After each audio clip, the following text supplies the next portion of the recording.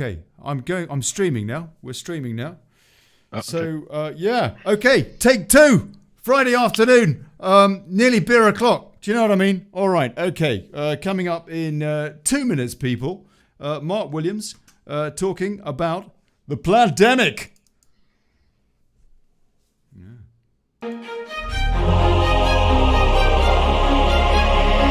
Day has passed like a hurricane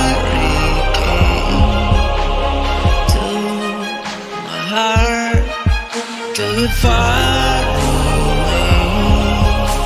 See the light. We got Jay Carey here too. Jay, Yep. just before we start the show, tell me, do you think that was sufficiently chaotic today? True to form? Yeah.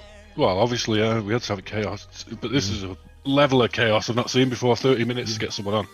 Yeah, I know. Yeah, bit of chaos. All right. Okay, please share the show, folks. We are actually going to do this interview now.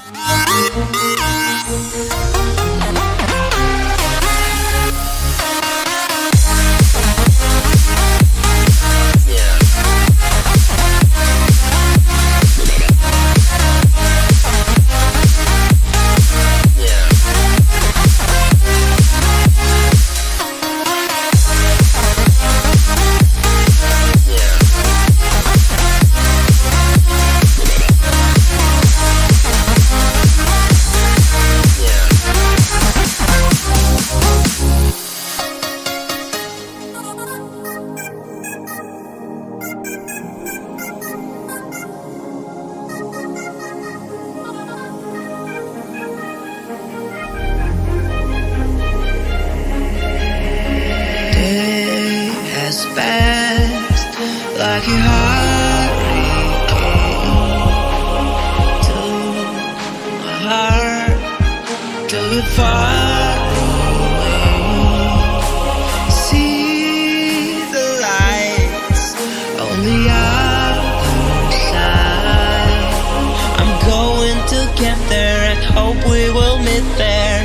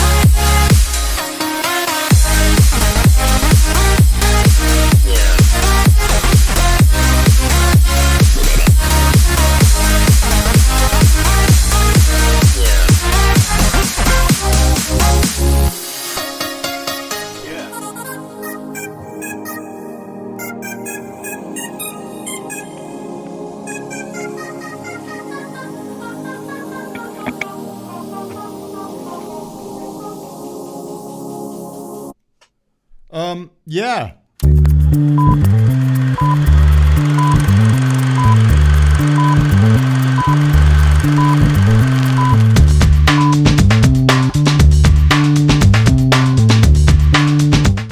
Hey folks.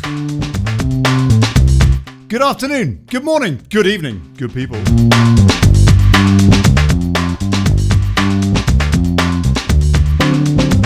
And welcome to the more daily chaos than usual. Take two. But this time, we sorted out the audio. And now, Plandemic. Is this biowarfare?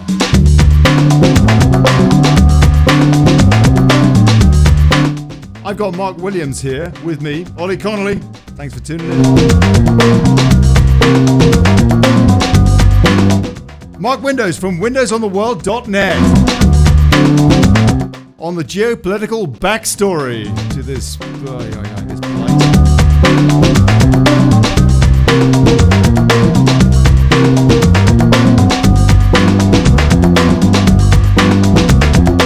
What is going on? Where did this come from? And where might it lead?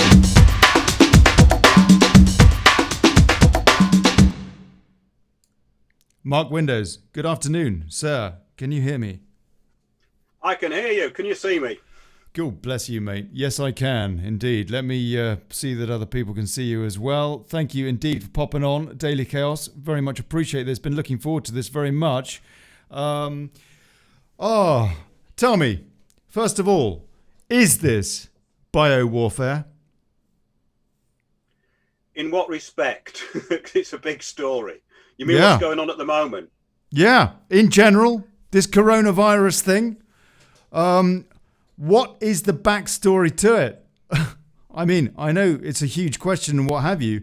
The official line that we're supposed to believe from a totalitarian state, a one-party pseudo-communist state, is that some bloke had some ratty-batty soup or something, and suddenly we've got 1 million people,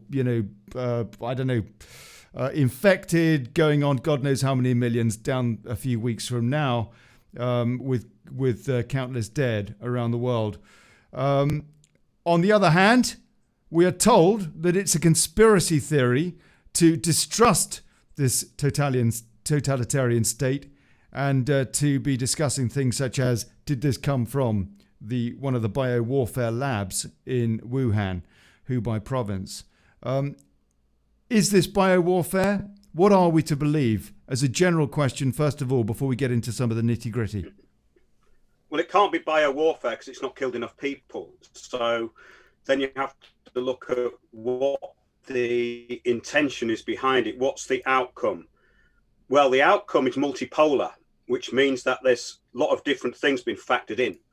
And the whole thing about it is that you can look back to things like Event 201, which was run by the Johns Hopkins University, World Economic Forum, and the Bill and Melinda Gates Foundation.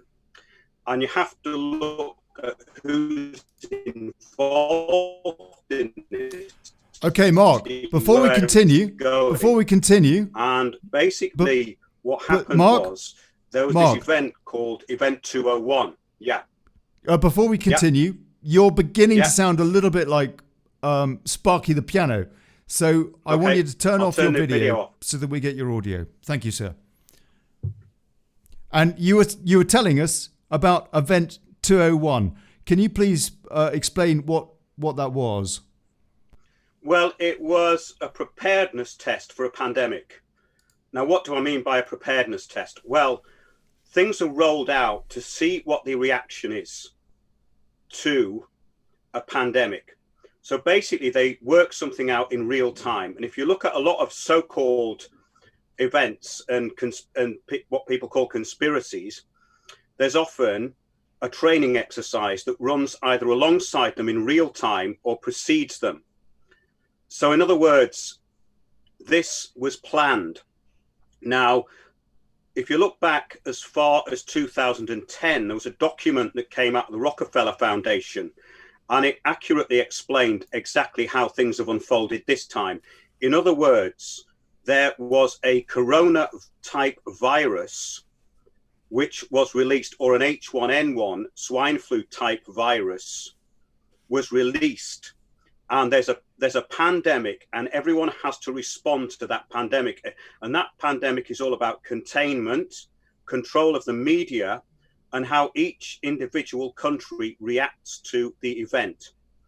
So what I think we're seeing here is a multipolar event in the respect that it's been talked about before, and it doesn't actually add up to being a pandemic. Why doesn't it add up to being a pandemic? Because the definition of a pandemic used to be 12% of the world's population or population becomes infected before you can call it a pandemic. Mm-hmm. The World Health Organization changed the definition of a pandemic. So a pandemic now merely means that it's happened in multiple countries.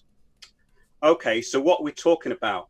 We're talking about a virus that they're calling COVID-D, coronavirus 19, which they've identified a strain of a coronavirus. A coronavirus is basically a flu virus, and we've had many of these, and there's a huge family of them. There's a lot of different coronaviruses. So when you hear on the BBC News that they are talking about people being infected with coronavirus, that merely means they've either got a cold or flu. It doesn't mean anything. And in 2017 to 2018, the Office for National Statistics released figures that 50,000 people had died of flu. And this is a British Office of National Statistics.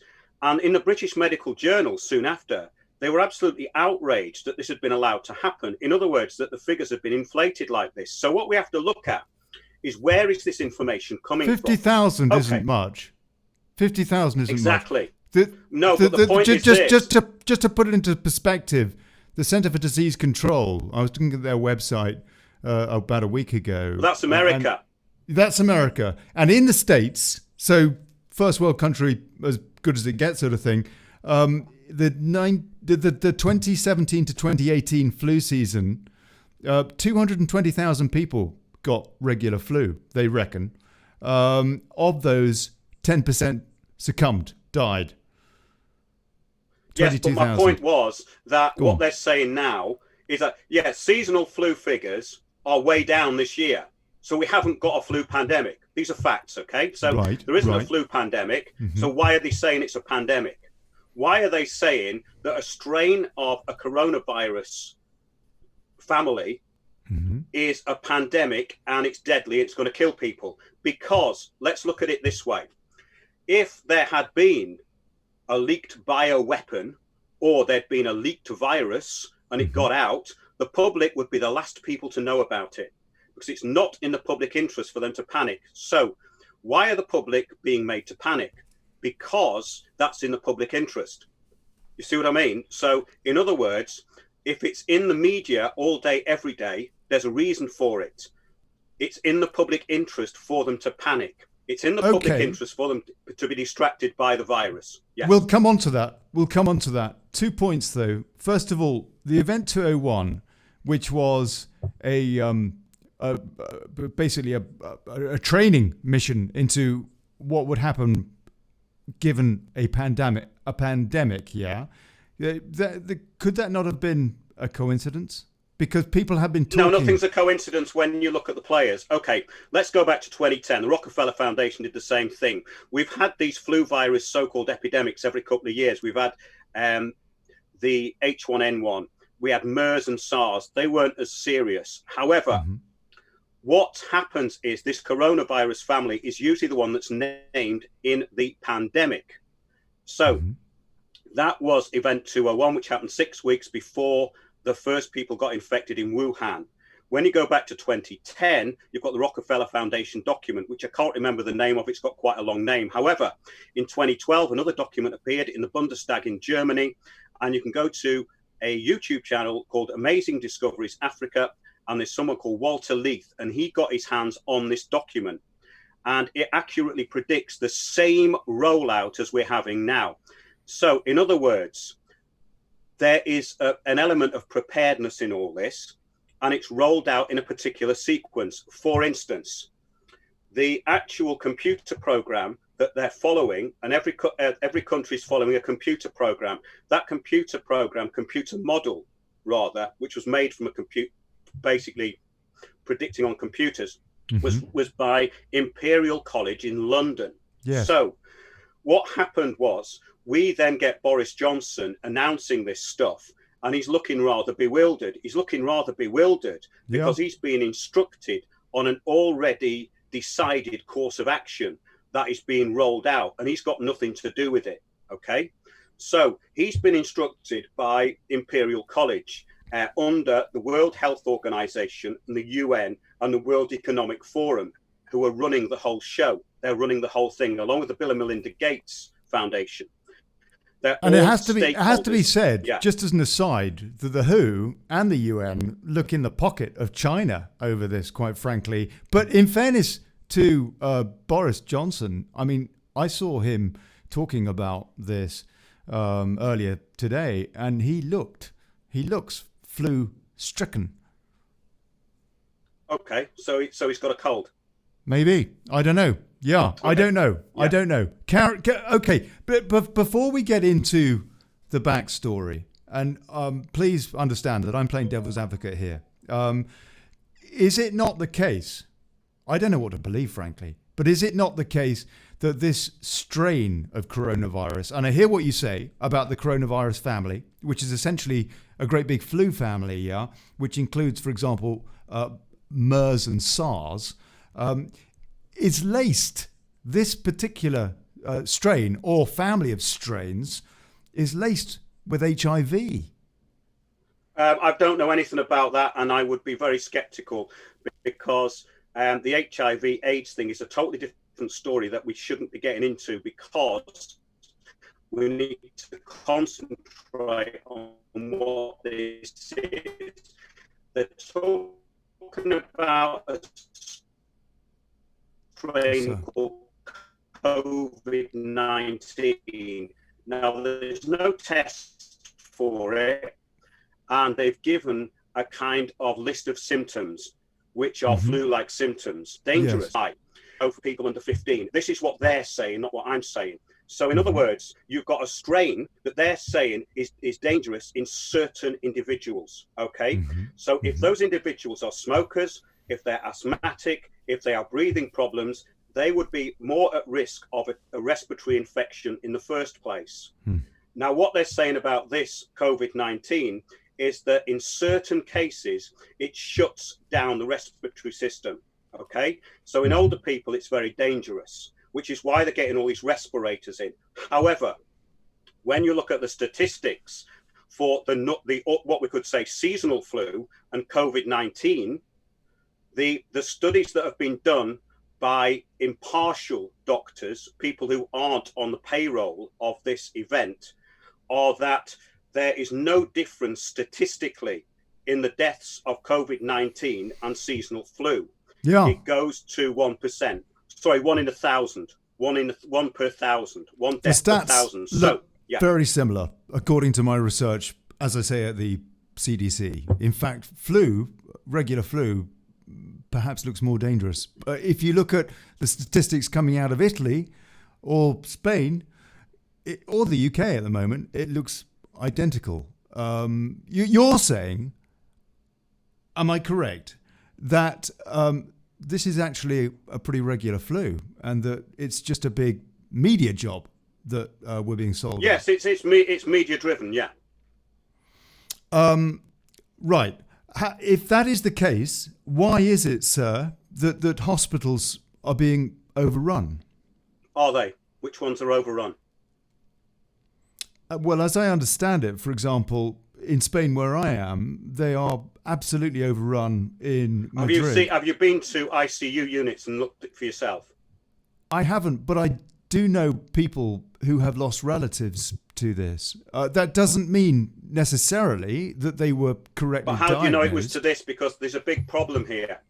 What they're doing is they are attributing people's, basically, if someone dies, like, okay, example, yesterday, Eddie Large died, okay? Eddie Large died, the comedian from Little and Large. Yes. He died of heart failure, but they say he died with coronavirus. I could die with coronavirus, but it doesn't mean I've died of it. In other words, if I'm carrying a flu virus, which is a very good chance I am, because I've had a dose of something recently, then they can say that I died with coronavirus. I didn't die of it, I died with it. And that's what they said in Italy, because the health minister said basically it's down to about 12% of the actual deaths that have been reported as from coronavirus. That's what they were saying. So the Italian health minister said, what you've got to remember is most of these people were very old.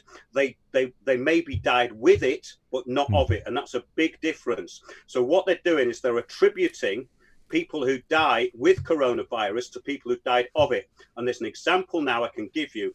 My friend's brother-in-law is in hospital and he was fine. They did 2 tests for coronavirus and they said he was absolutely clear. He's gone against the instructions of the hospital, tried to check himself out, and he's being resistant to what they're saying.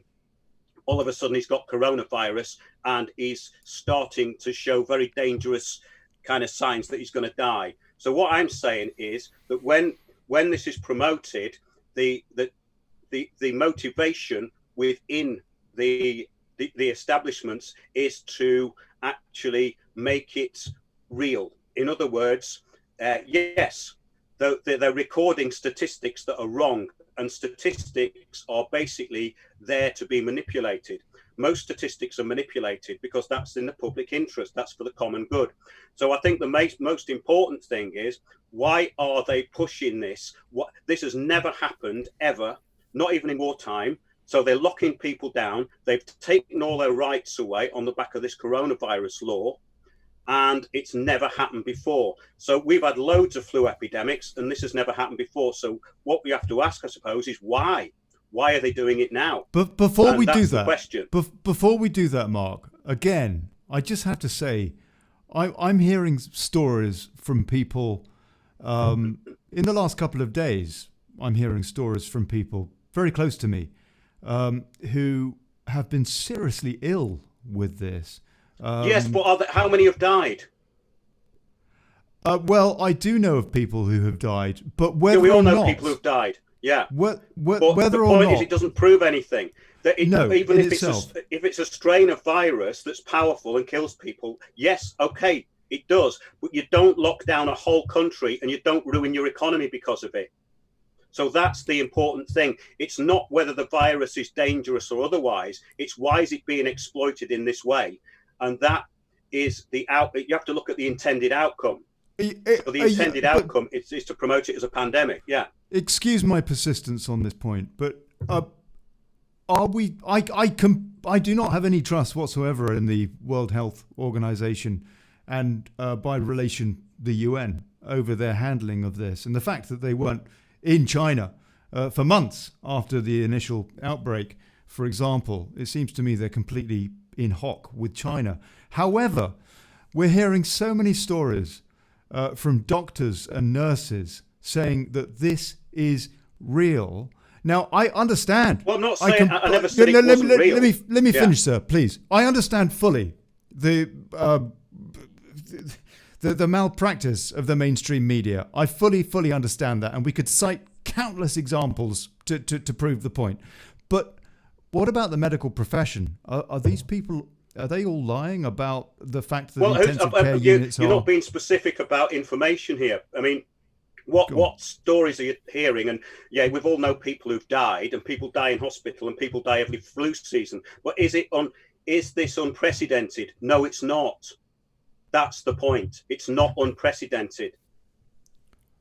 So, for example, you're saying that what we're hearing coming out of New York City. No, I'm not saying anything. All I'm saying is that I'm looking at the evidence.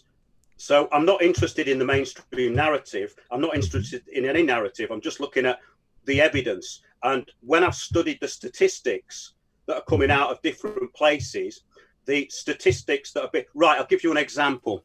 Please. They've opened up the Excel place, Nightingale in Docklands, right? Mm-hmm. And they're saying that 4,000 people could be in there. Yes. Well, why would 4,000 people be in there? Why would be thousands of people be taken to these places? Now, what they're saying is, in the Mail today, the Daily Mail, they said that they were expecting 80% of people who went in there to die. In the Daily Telegraph, it said 20%. So what is going on here? Where is this information coming from? The information from Imperial College, which they're using as the computer model, stated that 510,000 people would die in the UK and 2.2 million in America. Now, Neil Ferguson, who wrote this computer model, along with a load of others, if you look on the World Economic Forum website, you can see all this stuff, and you can see it on the Imperial College website. I've downloaded the documents. Mm-hmm. Now, what he's saying at the moment is, well, maybe we were wrong, okay? But the BBC, in their news items, are still saying 520,000 people, whatever it is, are expected to die. They haven't adjusted this. And Neil Ferguson, who's responsible for this at Imperial College, said it could be less than 10,000, but you're not hearing that on the mainstream. So why? Why are they still pushing this narrative? Yeah. That's the question. Mark, let me take some comments, and then we'll come back to that. And I have to say, to play devil's advocate from every side, in fairness to what Mark is saying, if you put in the hashtag into Twitter, empty hospitals, and have a look and see what comes up. No.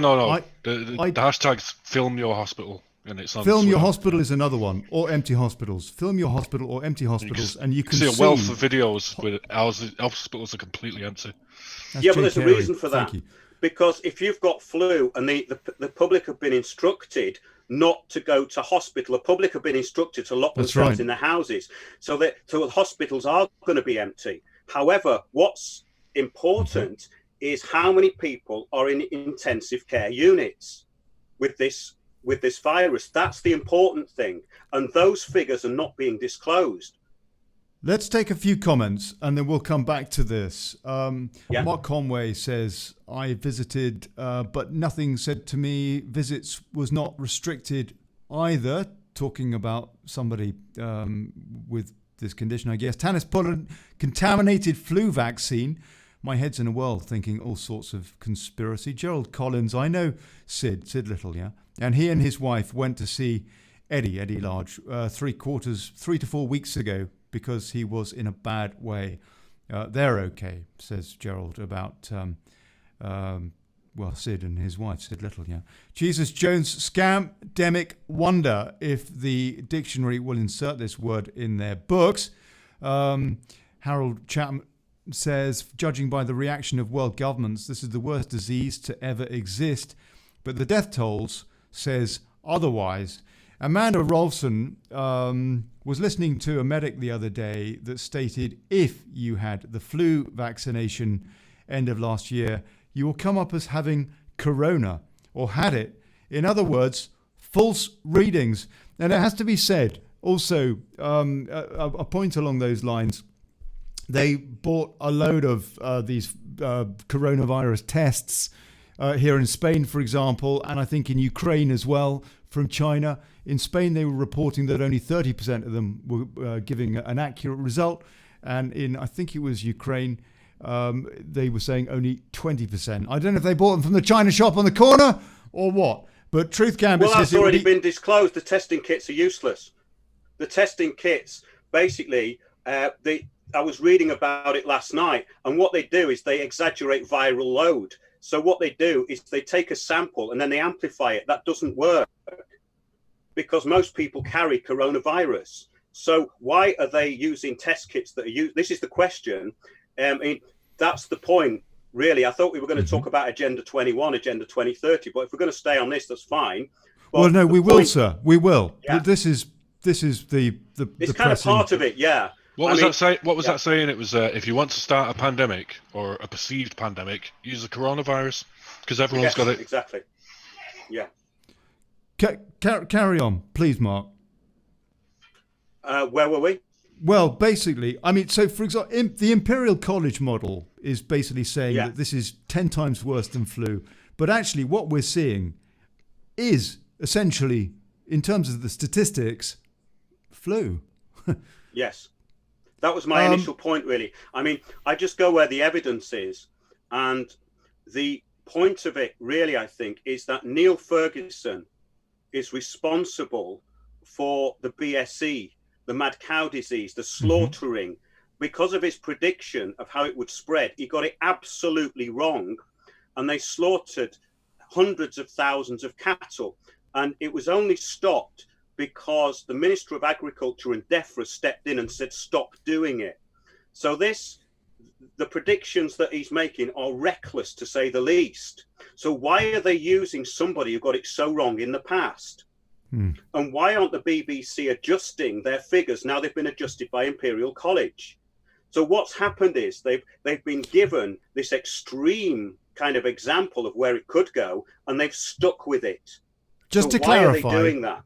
Just to clarify, Mark, a point you made earlier. I just want to clarify this and ask you to please go over it again. You're saying that Imperial College have downgraded their forecast. Yes, Neil Ferguson was put on the spot about it, and he said we could be looking at less than 10,000 cases. Which is flu in terms of statistics. Less even.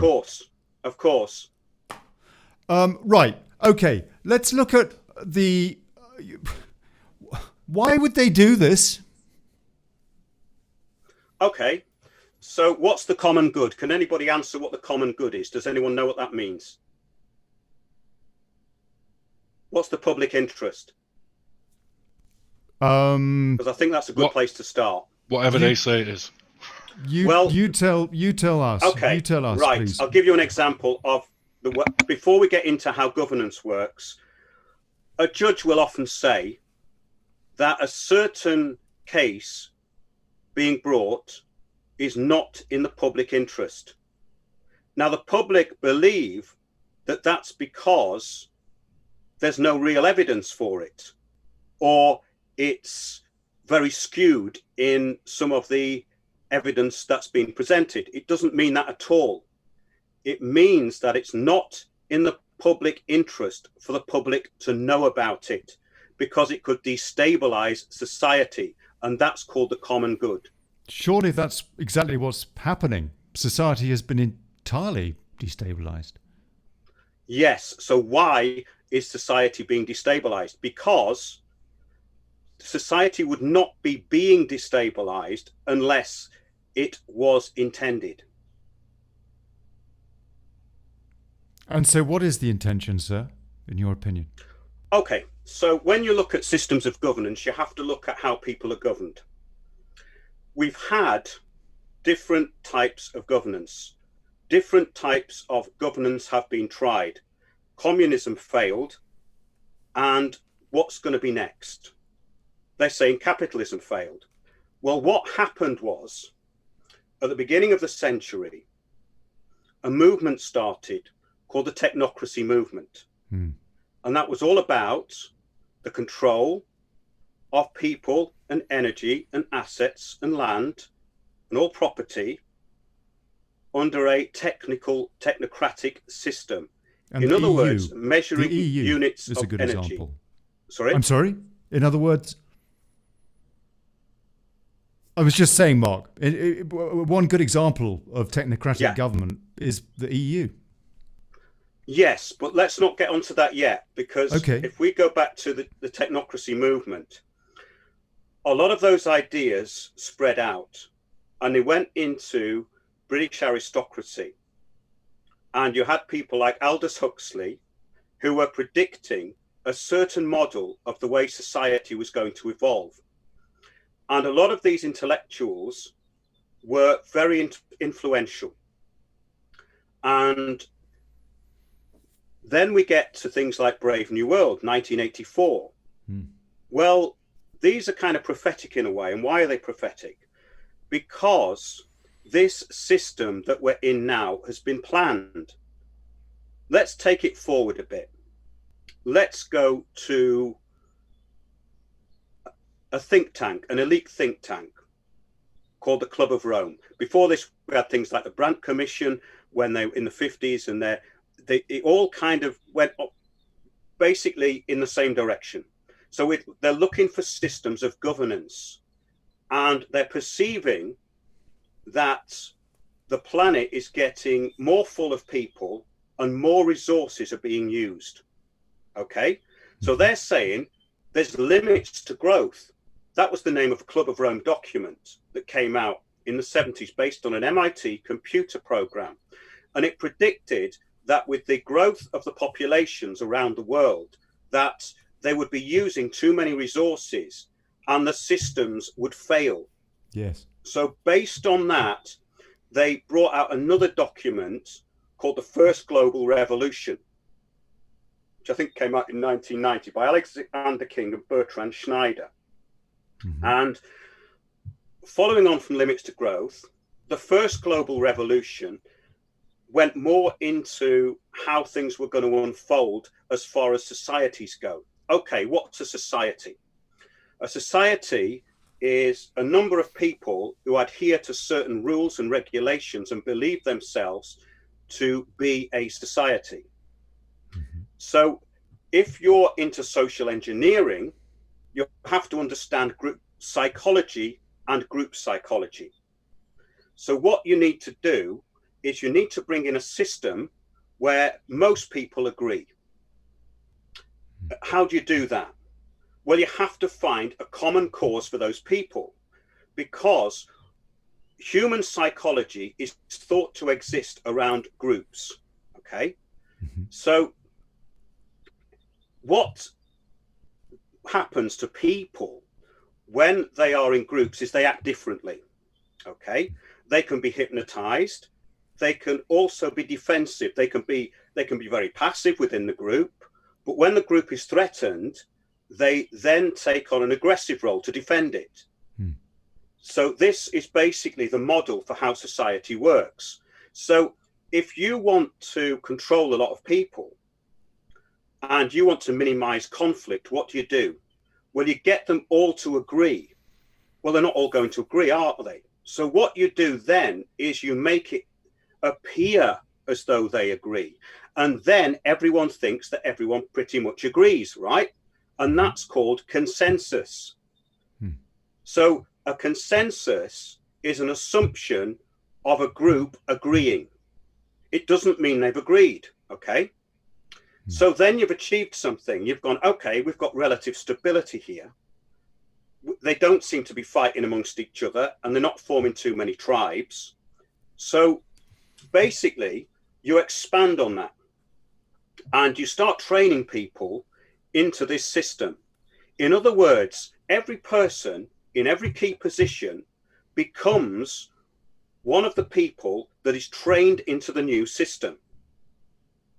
And that new system is called communitarianism, a word that hardly anybody knows, but it is what is running society. And people go, well, how come I didn't know about it? I'll give you an example. Say you go to a council meeting, or you have a protest group. Why is the council meeting and the protest group controlled in the same way? Because it's part of a system. So if you've got a global elite, and the global elite have a lot of money, and they think, okay, well, we're in charge, we're running the banks. What do we do to control the livelihood of people? Well, what you do is you start putting in people who will lead those people into what you want. So you put them in all the key positions, and that's exactly what's happened. Now, this is an interesting thing. So you're going to get resistance, aren't you? And you're going to get people going, well, we hate capitalism. So what do? Well, you say, okay, you hate capitalism. So what we're going to do is we're going to organize a protest group for you.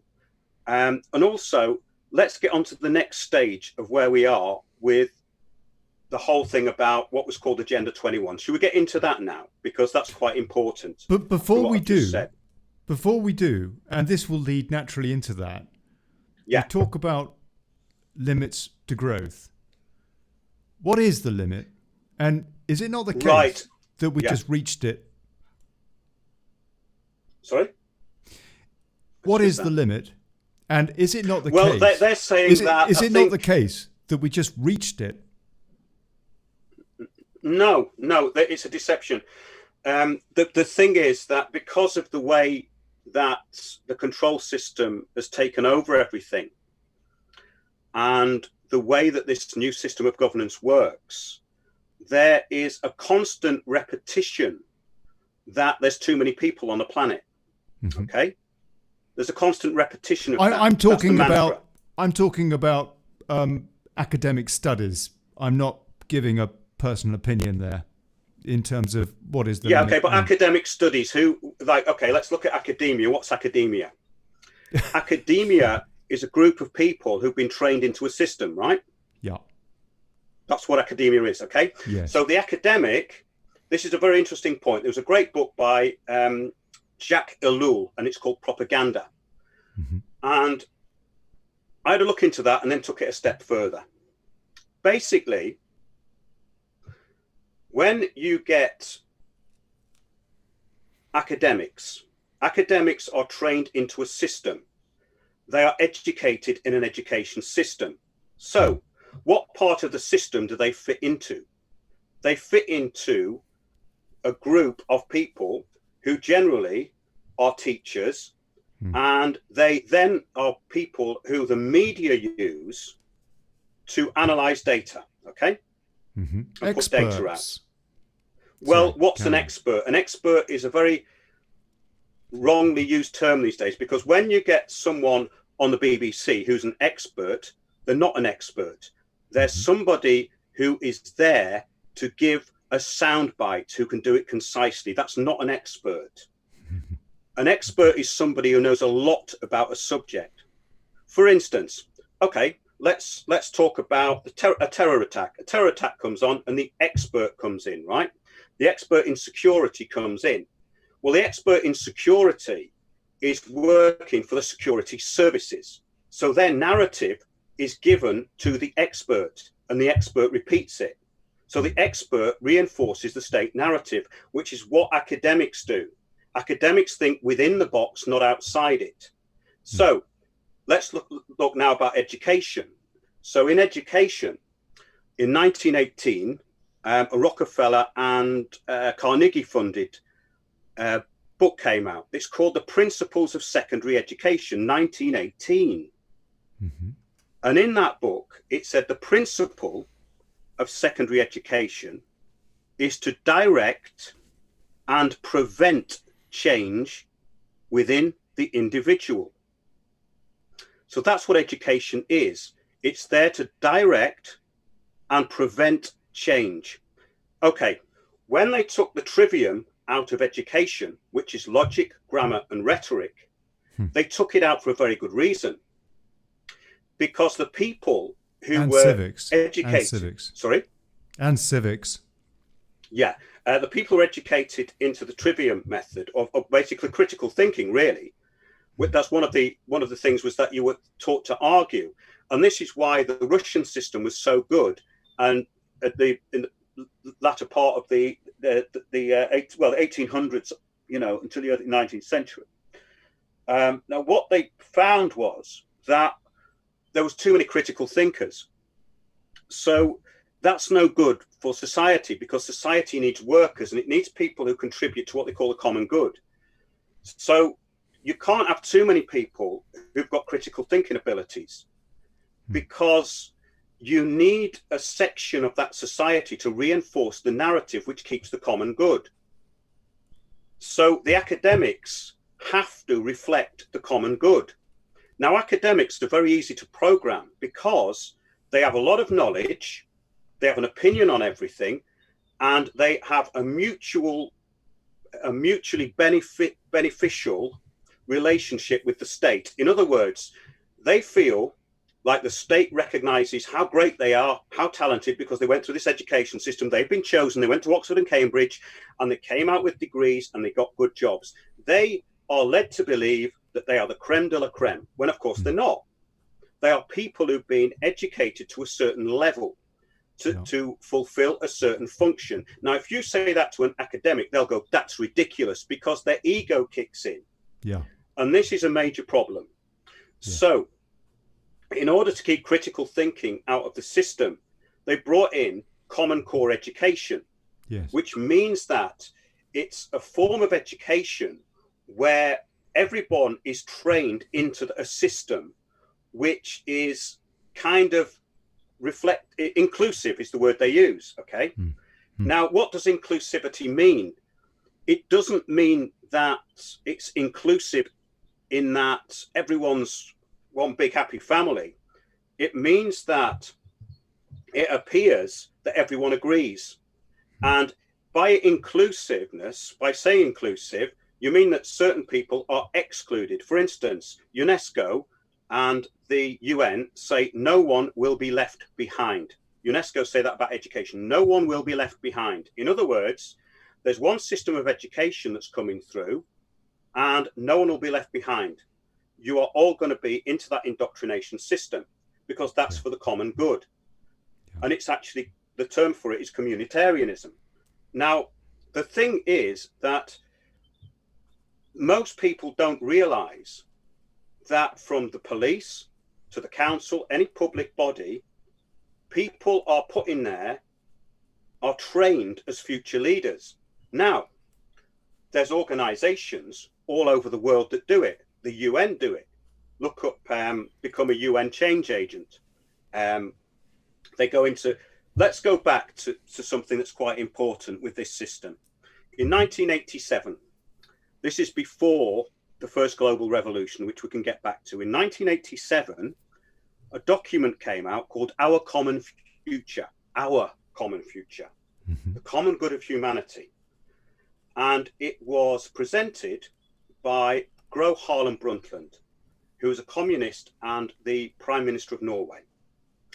And she was funded, basically, and this document was put out with somebody called Maurice Strong. And Maurice Strong was an oil billionaire who then went to the United Nations, and he had these ideas about conservation. And we have to look at where this new system has been kind of directed through the eyes of people like this, because it was a new system. In other words, there's too many of you, you're polluting the earth. How do we get you to conform to using less stuff? Well, you get people to believe, first of all, that they're a blight on the earth. Then you get them to pay benefice. It worked before, it worked with the Catholic Church. So in other words, benefice is where you pay for your sins. Okay? So because we've made a mess of the planet, we then pay benefice, which is carbon taxation. And this was the idea which would restrict, so people would happily restrict their movement, would restrict their intake for the common good. And that's what this whole program is about. Now, you can look at it in two ways. You see, my view is that I'm an individual, but I can work with collectively with other people. However, because I think critically, I will look at this system and say, but I have inalienable rights, which means rights that cannot be leaned. And I don't like the fact that you're telling me I can't get on a plane, I can't drive a car, and I have to live in a city, which is basically what Agenda 21 is about. So I would say, well, I want the right to be able to go to other countries. I was born on this planet and I want to see it all before I die. But that's against the common good as far as this system is concerned. So what this is about is a rationing and restriction of rights. Now, what the whole point of it is, with how you actually roll this out, is you have to make people feel good about it. So that's where the benefice comes in. Is this making sense so far? It is. It is. Mark, I do want to take a brief break. Yeah, sure. At a proper juncture. And also, I want to reboot my sound card just very quickly as well. Just that's better. That should be better now. But I want to do that at a good juncture. And before we go into Agenda 2021 stroke Agenda 2030. But before we do that, that does make sense. I do have just one query. So basically, the common good, you're talking about what a lot of people refer to as common purpose. Is that correct? No. Please, let's get it straight. Let's clarify that. Okay, please. Common purpose is an agency that trains people to act beyond authority. Now, it's not the only agency. This is a bit of a deception. I'll tell you why. There's an organization called Crown Agents, and they train hundreds and thousands of these people. And if you look at what Crown Agents do, they are stakeholders in nations in over 100 countries. Okay? So common purpose is one branch of these agencies that train change agents, as is the UN, as is Unlimited. We had a whole host of them which came out of the big society through David Cameron in the UK and Obama in America. And this was the birth of communitarianism.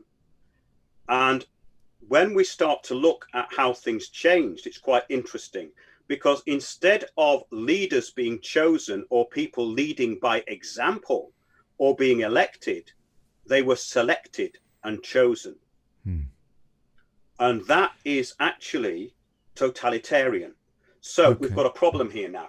We've got a system that's meant to be for the common good, but all of a sudden the state is choosing their trained puppets for all the key roles, which means you don't have democracy anymore.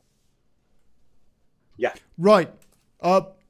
Mark, I would like to continue this, please, with you for another, I think, 45 minutes, if that's all right, sir. Sure, yeah. Wonderful. I would like to take a 2-minute break and then return to this. Is that okay? Yeah, sure. God bless you. Thank you very much indeed. Mark Windows, you're watching Daily Chaos. Please share the show.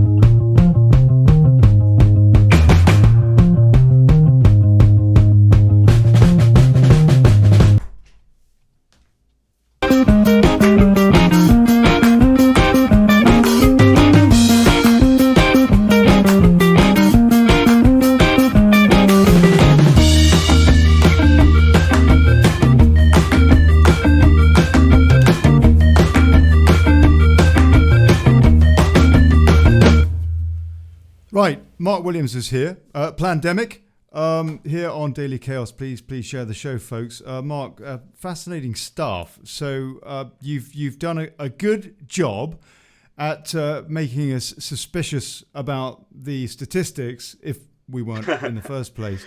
And now you're giving us some of the backstory. So what you're essentially saying is that this political ethos of communitarianism is knocking out social clones.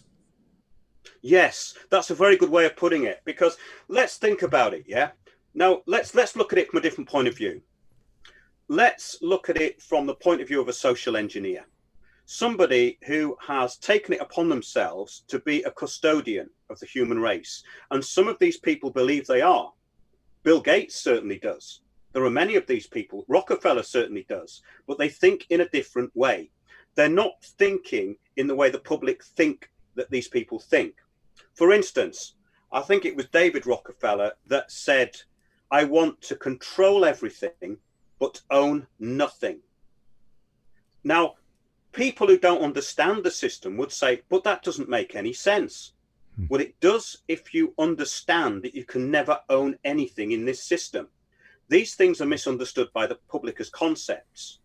But I think we were going to talk about Our Common Future, because it's quite an important document. Our Common Future came out in 1987, and it was the beginning of this big society that we're in now.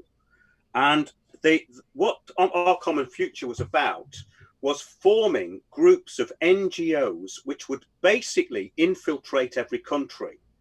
And this new kind of belief system would be implanted. I'll give you a few quotes.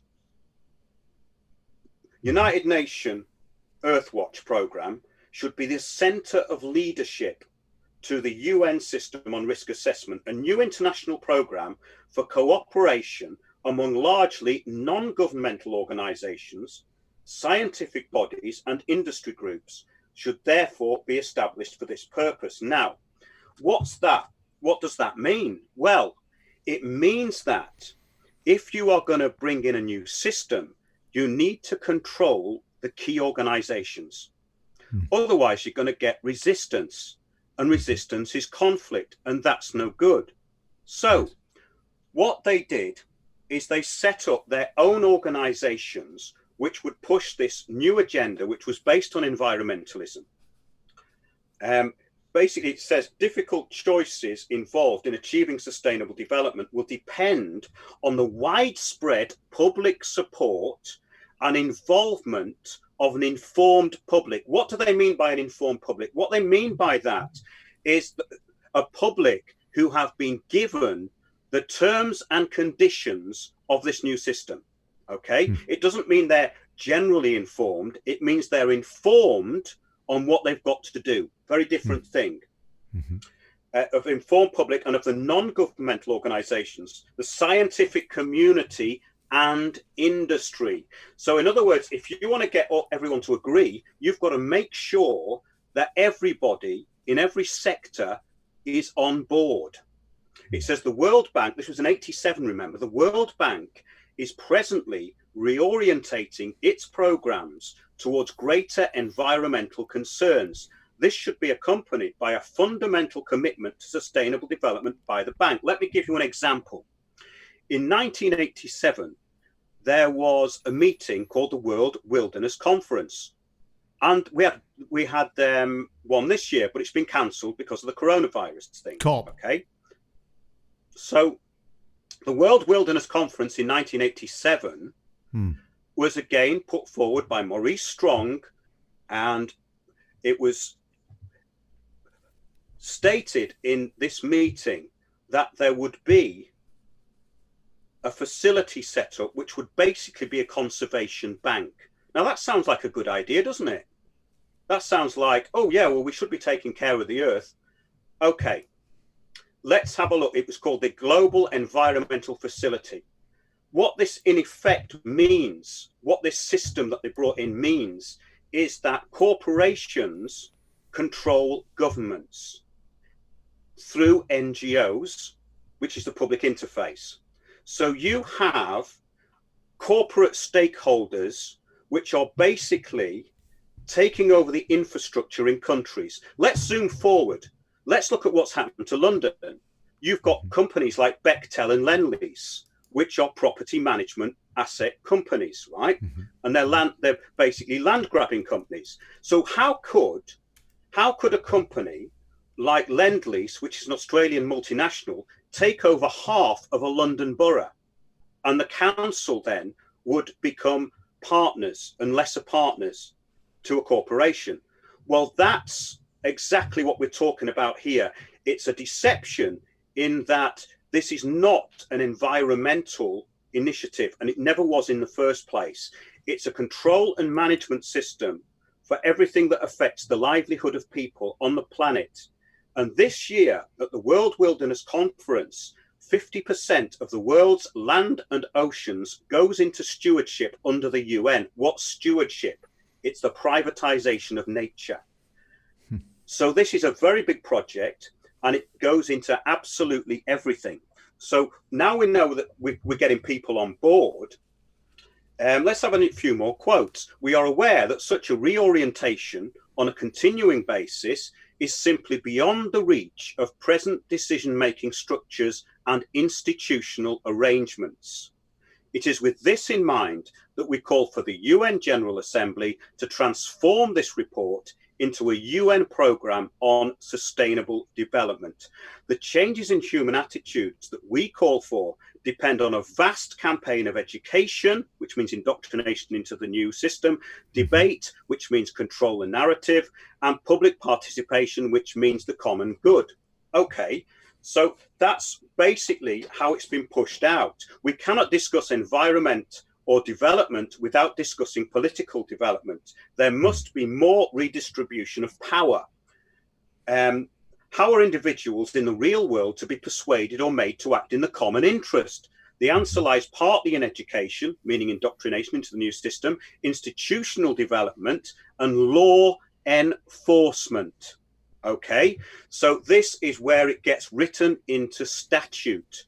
So a lot of this stuff was non-binding, but through things like the Climate Change Act, 2008, most of this then became policy. And it said most important, effective participation in decision-making processes by local communities can help them articulate and effectively enforce the common interest. So now we're talking about enforcing the common interest. Okay, well, I thought we all agreed. I didn't realize it was being enforced. Okay, this is very important. So how are individuals to be persuaded? Okay, well, what you do is you tell them there's too many of them on the planet, you're using too much stuff, and you're going to recycle. You're going to have greener vehicles and no vehicles at all in the end. You're all going to travel on public transport, and you're not going to fly, and you're going to live in cities, and you're going to be monitored and surveilled 24 hours a day. Who would agree to such a thing? Nobody. So it has to be enforced. How do you enforce it? Partly through legislation and partly through the takeover of all assets and property and land which involves the livelihood of people. And that's how it's done. Mark, before we continue and get into the UN Agenda 2030, really, is it not the case that people are, by and large, keen to look after this wonderful rock on which we live and the animal kingdom and what have you, and to try and be sustainable, but also that we're not allowed to have a debate as to whatever climate change is happening, the reasons that it is happening, i.e. is it because of us humans, or is it because of sun cycles or earth cycles or what? We're not allowed that debate at all. There's no balance there at all. It's all about us, no? But aside from that, and the big question mark on actually how much climate change there actually is, because it's that in itself, I think, is very debatable, frankly. Also, people, though, I think by and large, they do want to, or are more aware of the need to just not litter, for example. That's a good point. Okay, let me finish, sir. Let me finish. But on the other hand, is this all not being used as a means to take more of our liberty away and to control us a great deal more? And that is the concern that I have. It's not necessarily that it's wrong to be environmentally friendly, but that it has all been taken to an extreme, and if you somehow disagree with it, you're some kind of an extremist. Okay. Right. You've kind of nailed what I was talking about, because you've separated the two things now. You've separated what it actually is from what people think it is. So it's sold on the back of being an environmental project. It is not an environmental project. It's a control and management system. So in 1992, when Maurice Strong put on the Rio Earth Summit, he employed 20,000 activists to protest about climate change. He had a lot of money. He'd gone to the United Nations. He'd been involved with them since the 70s. And he managed to inveigle himself all over the world. He was a very clever and interesting person, very persuasive. And there's a documentary you can watch about him. I'd recommend anybody watch it to get an insight into Maurice Strong. Because most people, the public, have been trained through the education system to think small. Globalists think big. The public thinks small. And that is the key. These people are thinking in global, but the whole idea of it is that you act local. So it's a global vision, and it's all about basically privatizing nature. What's the documentary? Just Oh, so you can watch it. It's I think it's a biography of Maurice Strong. It's very interesting. mm-hmm. It's just give you an insight. However, if you want to know what this is really about, mm-hmm. and you want to get an insight into some of the things I've talked about, there's a very good video called UNCED, UNCED, which was the United Nations Conference on the Environment and Development, which Maurice Strong led, along with the Rio Earth Summit. It was all in '92. And it's called UNCED, The Elite Plan Well Ahead. The Elite Plan Well Ahead. Mm-hmm. And I don't know whether, oh yes, I can play you this. It was a meeting of bankers. Maurice Strong was there. Edmund de Rothschild from the Geneva Bank was there. And there's speeches by those people, because this video reveals somebody called George Hunt, who was a businessman who was into sustainable business and technology. Mm-hmm. And he kind of, by default, he got a ticket to go to the Rio conference. And he recorded it. And he was so shocked about what he heard them talking about that he spent the rest of his life trying to expose it. And nobody has heard of him. Only a few people. His videos have had a few thousand views. He has a website called thebigbadbank.com, because he foretold about the conservation bank that was being set up. The conservation bank, which on the back of being a conservation bank, would bankrupt every country in the world that got in the way. And that's exactly what sustainable development is about. And that's exactly what this pandemic is about. It's a quickening of the Agenda 2030 plans. That's all it is. And it's been led by banks. JP Morgan will survive. Many banks are going to go under, because that's the way it's been manipulated at the moment. But have a look at that video. George Hunt, The Elite Plan Well Ahead. And I'm going to play you something. I've just posted it. I can play you something. Sorry? I've just posted that in the comments for people to... Yes, it's well worth a look, because you can see how honest that man was. But I want to play you something. I think we can do it, actually. I think it's on my phone, because this is very revealing. And this is a quote from, this is David Lang. And when we talk about sustainable development, we're talking about here propagandized terms. That sounds good, doesn't it? Sustainable development. It sounds like we're moving forward, but it's not taking too much of a toll. It sounds great, doesn't it? That sounds brilliant, but I'll explain what it is in a minute. Many words, sir. Many words, as well you know, are misused. Yeah, well, we're in a propaganda war. It's a meme war, really. Yeah. So when we look at these terms like diversity, empowerment, vibrant communities, we have to look at what they actually mean. Yeah, because we're talking about the hijacking of terms here. But I'm going to play you this because this is what David Lang, a Montreal banker, said about this new system, about sustainable development. And this is what they said. Suggest, therefore, that this be sold not through a democratic process. That would take too long and require far too much of the funds to educate the cannon fodder, unfortunately, which populates the earth. We have to take almost an elitist program that we can see beyond our swollen bellies and look to the future in time frames and in results which are not easily understood or which can be, with intellectual honesty, be reduced down to some kind of simplistic definition. Okay, so the simplistic definition is sustainable development. Okay? Yeah. And what happened? Let's go. We can move on to the climate change issue. Something the plebs can understand. Basically, that's what they're saying. Yes. So it means something to people. Yes. Now, as a result of all this, we've now seen countries being internally bankrupted. Places like Greece and all this. We're talking about the EU as well. They're all part of it. But what the Global Environmental Facility does and what these agendas do within the UN, the World Health Organization, the World Wildlife Fund, there's hundreds of thousands of NGOs infesting every country on the planet, taking over everything they've got on the back of empowerment. Yes. Okay, so I went to Nepal just after the earthquakes. In 2016. It's overrun with UN. The UN are everywhere. The Nepal has its own army, but the UN are everywhere.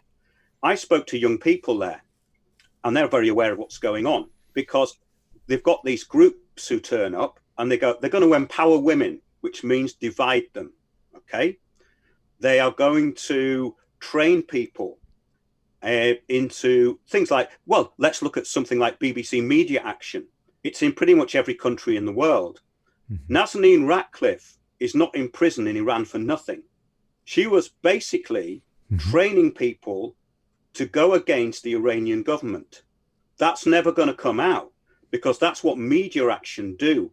Go to BBC Media Action website and look at what they're doing.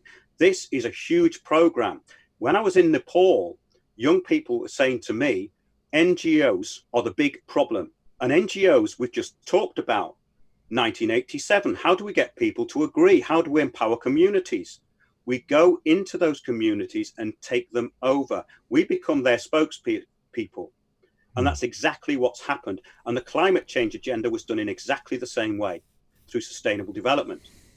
So what we have now is every country in the world has thousands of these NGOs, which are a shadow government. And people generally know nothing about it, because they see these Or they think it's organizations. innocuous. They think it's innocuous. Yes, exactly, Ollie. They think they're innocuous. But this is a big program. And I'll tell you a little bit about it, because I've experienced it. Every protest movement in the world is led under this system. Let's have a look at Occupy to start with. Okay, that started off about the financial system. I know a few people who are involved in the financial system. A friend of mine, Tim, works in the city. He was giving speeches down there. We can't have this. This Occupy is not Wall for the Street, common good. If people understand how money is created, and that, in other words, the fruits of their labors don't mean anything, then that's not in the common interest. People are going to stop paying their mortgages. They're going to stop buying into the system. That's no good. That's against the common good. That's not in the public interest. So Occupy was then funded by people like George Soros.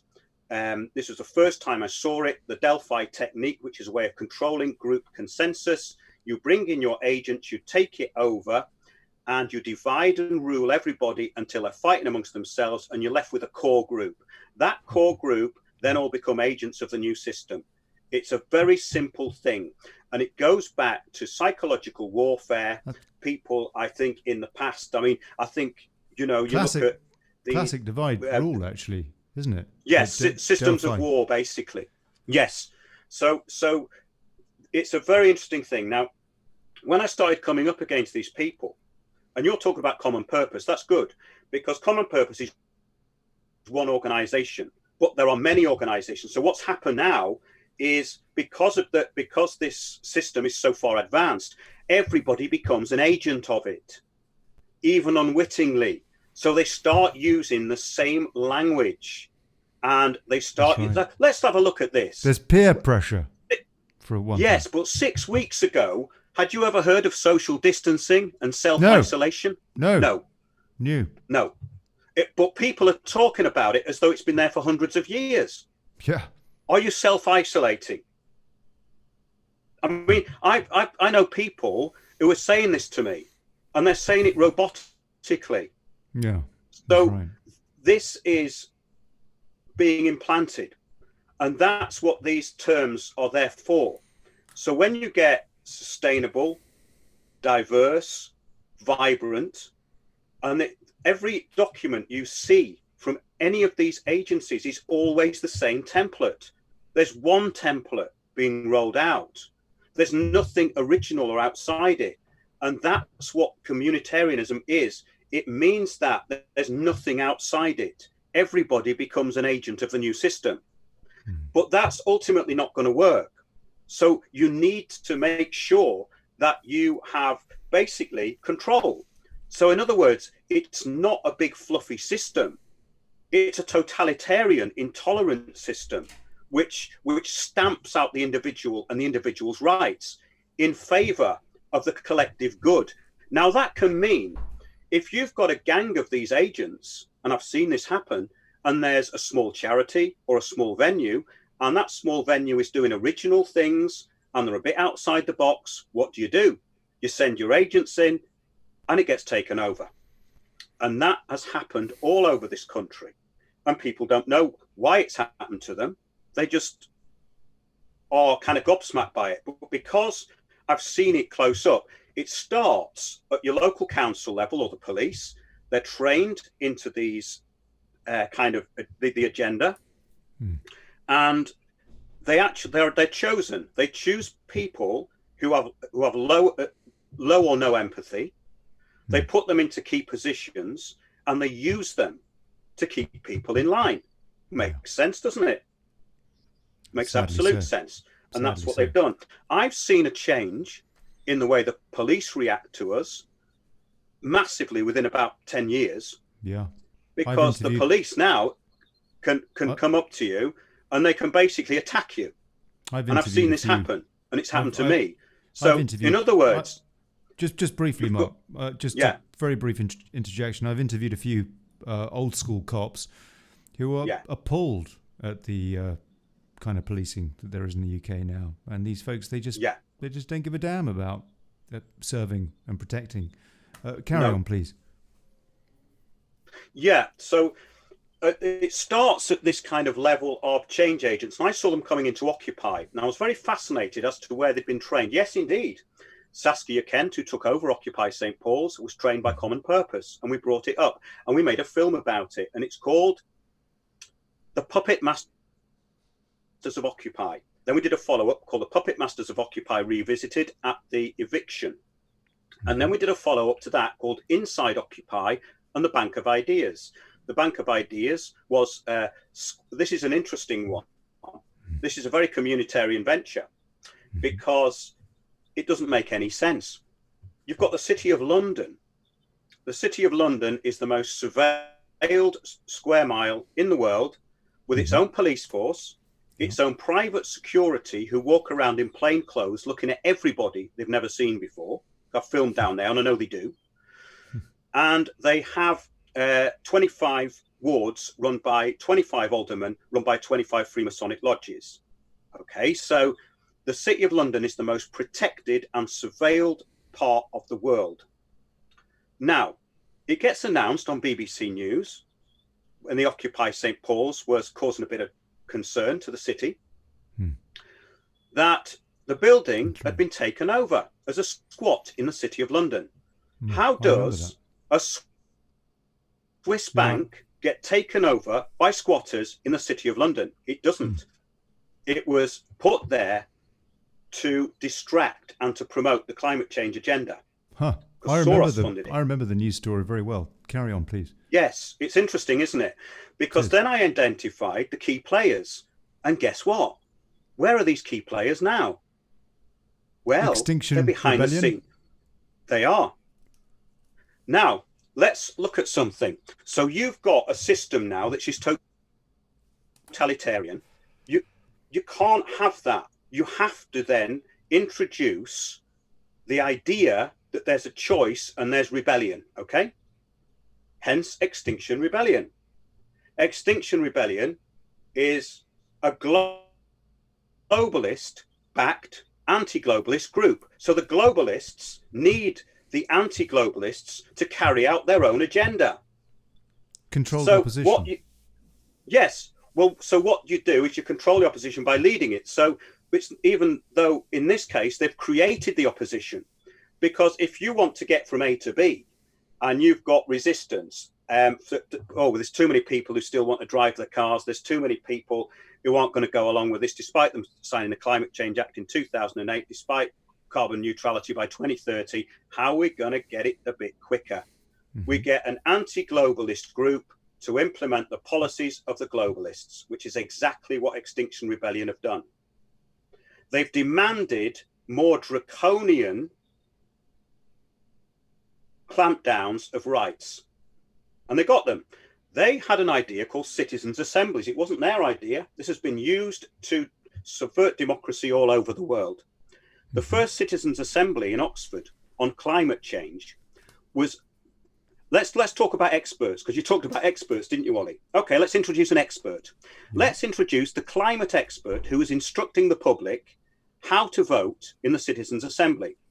He's called Miles Allen. He's from Oxford University and is a computer modeler. He's a computer modeler. Oh, that's interesting, isn't it? Because the pandemic that we've got at the moment was all predicted by a computer modeler. Now, computer models have always got something in common. They're always inaccurate. So they bring in Miles Allen from Oxford University. Miles Allen was caught by a high court judge in America lying and misleading the court. So he's the expert who led the Oxford Citizens' Assembly into voting for getting rid of all their cars, closing all their streets. And basically, the Citizens' Assembly is done on Delphi technique, which means that you have facilitators, co-facilitators, split people up into groups. Then you eliminate things slowly. I'll explain it very simply. If I'm a window salesman and I come into your house, I'm going to say to you, I'm going to sell you a window. And I've got one in the warehouse that I want to get rid of. Nobody wants this window, but it's going to fit your bay window. I want you to buy it because no one wants it. What I'm going to do is I'm going to say, that bay window's rotten. It's got to come out, you know. You don't want to be leaving in that in there another year. We've got a bay window for that. It's going to cost about $4,000. But there's one left in the warehouse and I can get it fitted tomorrow and you can have it for £800. Wait a minute, I'll phone my boss up. What? You can have it for 700 fitted. Okay, you can have it for 700 fitted, but but you'd have to sign for it today because it's the last one in the warehouse. That's Delphi technique, but it's not as honest because with the window salesman, you can say, no, I don't want it, right? But with Delphi technique. Sounds a little bit like Boris Johnson saying he was going to get Brexit done by the end of January. Well, I think you're being, a bit unfair because, stay in, don't go out, but if you go out, go in twos and don't bring anyone home, we've got a pandemic situation, Yeah. Although, I mean, the fact that so far as Brexit is concerned, we ain't got no Brexit until we're out of the CU, the SM and the ECJ. And we're out of none of them. So he lied. I'm sorry. So far as that's concerned. No, anyway. sorry. And the media allowed him to do it. Mark, look, sir, we're gonna have to finish in about 5 minutes' time for domestic reasons here. I'm afraid. However, I would really like to continue this with you at the earliest possible opportunity. When might that be? Please. I have no idea. We can talk about that after the show. Well, please, let's do that. What? Let's just spend the next 5 or so minutes giving us some hope. I mean, is there anything we can do? Yeah. Is there? I completely get the brainwashing techniques here. I completely see that. I find it incredible that we've allowed to get ourselves into this position. But then on the other hand, personally, I didn't see any of the brainwashing, despite the fact I was totally brainwashed personally until about, 10 years ago or something like that. And so I completely understand how other people would watch or listen to a show like this and be in complete denial over the vast majority of what you say. We need somehow to create awareness, instill awareness in these people. And that's something that hopefully you and I can do and over the course of some shows or what have you.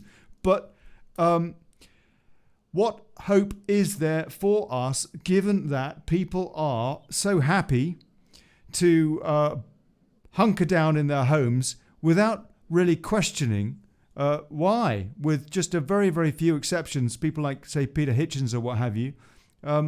Why are people, when people are still prepared to buy newspapers or to watch the BBC that lied to us incessantly, for example, over the last few years about Russians, which was a complete claptrap, proven by Mueller and that partisan impeachment.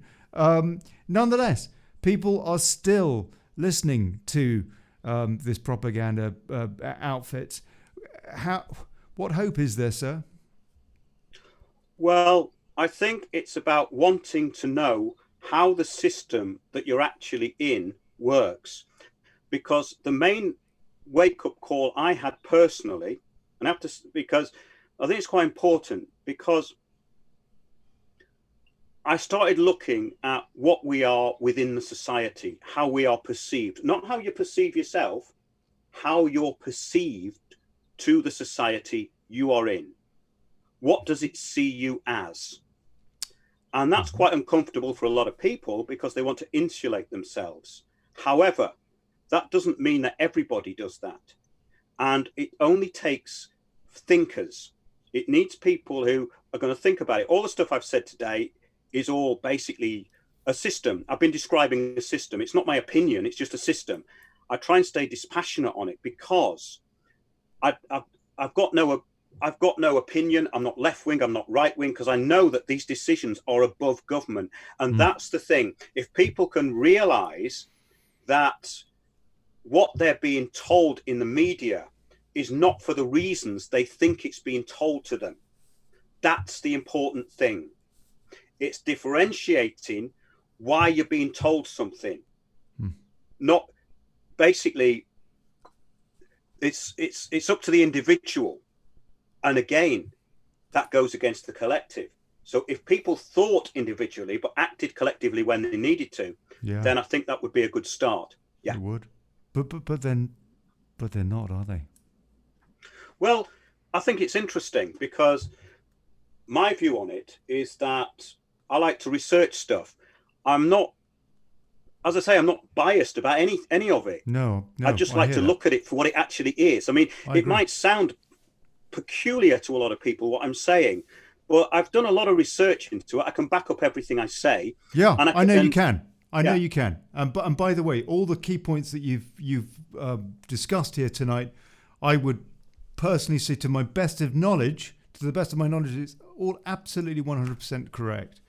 I think, Ollie, the thing is, right? But nonetheless, Mark, it's very, very concerning, is it not? Because it just seems as though we could well be walking into tyranny here, off the back of coronavirus. They're talking about cashless society. You've talked in other shows that you've done that I've watched about the end of self-employment and dependence on the state in a kind of a China-like model, which all appears to be happening. And you have to follow the evidence. Mandated vaccinations. The fact is that these things are all being talked about. I wouldn't be surprised if they get us chipped by the end of this. They're talking about ID 2020. That's what the whole idea of this. See, the thing is that people don't realise that these things are not spontaneous. These things are planned. That's why I said it was planned to start with. So these things aren't just rolled out and they're not spontaneous. So basically where this is going is ID 2020. These global corporations have already invested the money in this biological vaccine. Which basically you can be scanned. So you're going to be able to have the vaccine is basically a chip. That's already there. They've already got that. So when they're talking about we're trying to find a vaccine for COVID-19, they've already got the vaccine they want you to have. It's not the vaccine for COVID-19 that's important. It's what's in the vaccine at the end. And if you want to see that, go to id2020.org. That's right. Yeah. So I think it's really it's great to have people around you that you can trust, who you want to interact with and share your kind of level of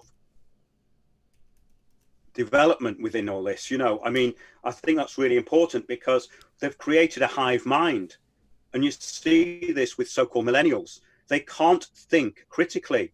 And we have to go back to critical thinking. That's my view anyway. Sir, I completely agree with you. I don't suppose you're about this time next week at 5 o'clock GMT to continue this conversation? Yeah, because I think we it was quite a good place to jump in, and I think yes, it would be good to continue it, so we can go into different aspects of what this is about and take questions, because I have all the information, and it's a fascinating system that's being rolled out. Apart from anything else, but it's in everyone's interest to know what this system is. Yeah, so definitely, yeah. God bless you, Mark. And where can people find out more about you? I know that there is windowsontheworld.net. You also have a YouTube channel, don't you? And you go out on a radio station stateside, no? Which yes, is online. That's RBN, Republic Broadcasting Network. I'm there 8 p.m. UK time. 8 p.m. UK time, Tuesdays and Thursdays. And that's good. That's an interesting show. Very informed audience and a lot of fun. And there's a phone in. And that's rbn.net.com? It's Republic. Just put Republic Broadcasting Network and it'll come up. Brilliant. And Shall we finish on a high here, Mark? I was just going to say I'm on Wednesday at Wednesdays at 9 p.m. on YouTube, on a YouTube channel, Windows on the World, and Sundays at 9 p.m. at windowsontheworld.net. It's all on windowsontheworld.net. Thanks. Yeah. That's wonderful. Go on, Jay. No, what were you going to say? No, I said, Jay Carey? I said, Mark. Let's Let's finish on a high. Tell them what you think it means. The communities, the organic communities that will develop from this. That's the idea. We have to create our own. We have to go back to something that is probably a bit primitive now, in my view, because I don't want to be part of a technocratic society. I don't want to live in a smart city, but they're making it impossible for you to live outside the system. So now this is a great opportunity, in my view, with what's going on, for people to start getting properly organized and really take this seriously. Yeah. It's like Brave New World. Well, yes, that is the model for it with 1984. But you see, the other thing is that they're introducing a lot of conflict, and that's what the public are very, very susceptible to. In other words, these people know about the basic psychology of groups, and that's what we started off talking about. Groups of people and society can be manipulated extremely easily through media. So we're in a propaganda war. And that's probably the last thing I'd say, because we've been going on ages, haven't we? Mark Windows, hey, we went on for 6.5 hours once. Hey, well, we've done more than that. Yeah, it was easy to do. We got drunk as well.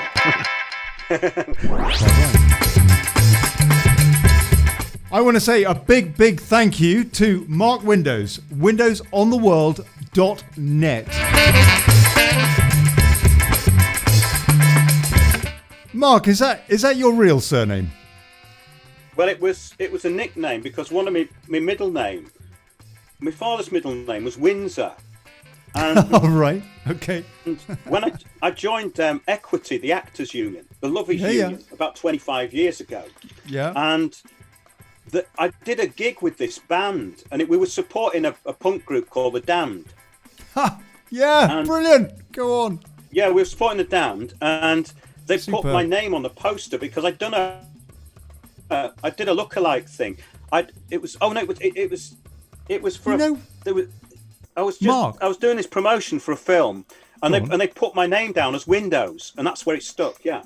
You know, you do look a bit like John Lydon. Well, I played him in 24-Hour Party People. Did you? Whoa, yeah. Go on. He was a geezer. Yeah. He told us about Savile. I'll send you the thing now. He told us about Savile. I'll send you it now. I'll send you the link. It's quite funny. Good man, Mark. Good man. Good. I'll tell you, it's wonderful to talk to you, mate. Wonderful to talk to you. Thank you so much for teaching me personally so much tonight. And to Jay Carey, who, God bless him, got Mark on the show tonight. Big cheers to you, Jay, who is also my webmaster now. DailyBrexit.news. Eventually, we'll launch. Who knows? Well, it took you a year, Ollie. I've nearly done it in a week. In a day. I think more like 2, actually. I just got distracted. And everybody watching, all of you lot, in the comments, God bless you. Please, if you haven't yet, even if you have, share the show. Share it to groups. That's the way to get bums on seats. put it in. Oh, sorry. Go on, Mark. I've just put it into chat, Ollie. I've put it into chat on Skype. Good man. Thank you. Thank you, Mark. Well, next Friday, sir, I hope. We'll talk about that anyway. And tomorrow, Mark Legess is coming on, who is in South Africa. We're going to be talking about the situation in South Africa now, which is looking a bit hairy, frankly. And there you go. All right. See you tomorrow. God bless you. Here's to us. And bugger plutocracy.